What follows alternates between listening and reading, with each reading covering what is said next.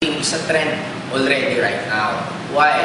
Number one, kung i-analyze mo sa tatlong source ng income, ang networking ang pinakamura. Bakit? Sa employment, para kang maging empleyado, anong kapital mo? Education. Magkano ang kapital mo sa education? Imagine mo lang yung tuition fee mo from elementary, high school, college. Sabihin na lang natin 500,000. Okay? Sa 500,000 plus 16 years. In short, ito yung kapital mo para ano? Para kumita ka na minimum salary. Kung sa business point of view, this is not a good business. Bakit? The moment nagtatrabaho ka, sabihin na natin ang sweldo mo 10,000. Sabihin na lang natin, ang natitira na lang sa'yo, sa 10,000 and 5,000. Ibig sabihin, ito talagang income mo.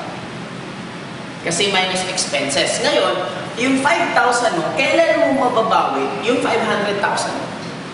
Kung every month ang kinikita mo 5,000, ibig sabihin, sabihin na natin 10 months kang straight nakakasave ka ng 50,000. 50,000 i-divide mo 500, ilan?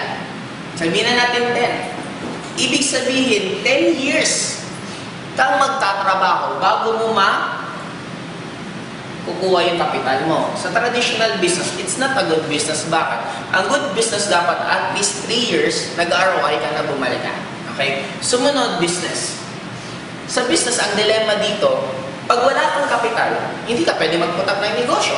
The moment magkaroon ka ng business, the moment magkaroon ka ng income, anong susunod na mangyari? Maliban sa big capital, ang kailangan mo para mag-put up ng negosyo, susunod, kailangan mo ng experience.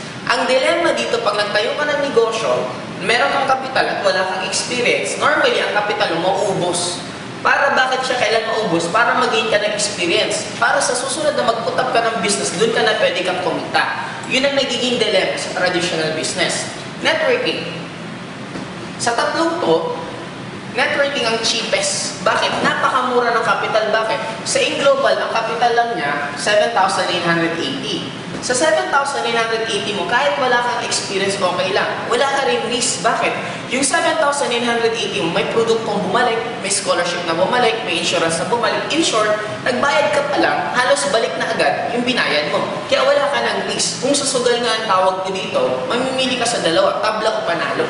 Walang talo o panalo, tabla or panalo. After mag-join, huwag mong i-workout. Okay lang, kasi value for money pa rin ang bumalik.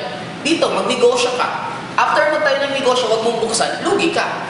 Mag-aral ka. After mag-aral, hindi ka nagtrabaho, wala ka pa rin kita, hindi ka pa rin makakabawi. Ngayon, ang networking is a trend. Why? Lahat ng tao kaya abutin ang halagang mo. Magmayaman, magmahirap, kahit sinong porsigido, kaya gawa ng paraan ng 7,980. Ang kagandahan pa dito, unlimited to.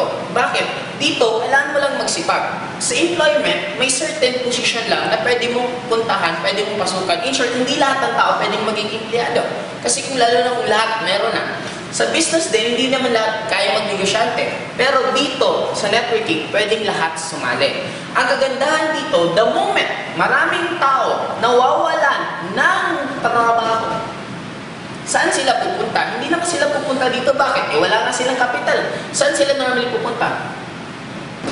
Kasi sa isang country na mas lumulobo ang unemployed, automatic, lalong magbubungang networking company. What about naman sa isang networking company na sobrang okay ang ekonomiya? Pag ang isang country okay ang ekonomiya, normally ang magbuboom sa kanila, hindi yung recruitment side ng networking. Normally, ang magbuboom sa kanila, yung reorder. Kasi maraming pambili, kaya maraming bibili. In short, may mga ibang sumasali sa networking company, wala silang pakialam sa recruitment. Ang goal lang nila, yung discount at yung produkto, tuloy-tuloy pa rin. In short, this is a good business. Bakit?